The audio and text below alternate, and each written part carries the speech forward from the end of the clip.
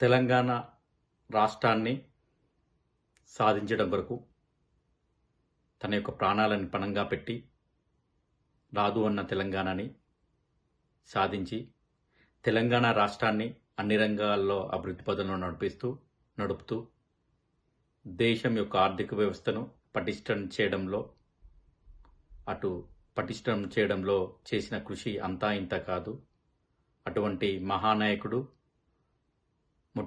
తెలంగాణ మొదటి ముఖ్యమంత్రి వర్యులు శ్రీ కల్వకుంట్ల చంద్రశేఖరరావు సార్ గారిపై సిట్ అభియోగాల్లోని మనము ఒక కక్ష సాధింపు చర్యగానే చూడాలా.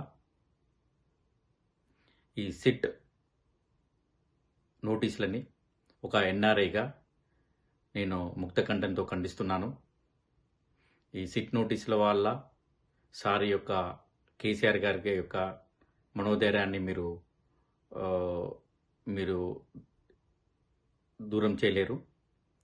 ఇప్పటికీ కూడా తెలంగాణ ప్రజలైతేనేమి, తెలంగాణ అభిమానులైతేనేమి కేసీఆర్ గారి నాయకత్వంపై నమ్మకం పెట్టుకొని ఇంకా మునుముందు వారి యొక్క నాయకత్వాన్ని బలపరిచే రోజులు అతి దగ్గరలోనే ఉన్నాయని చెప్పేసి ఒక ఎన్ఆర్ఐగా నేను తెలుపుతున్నాను.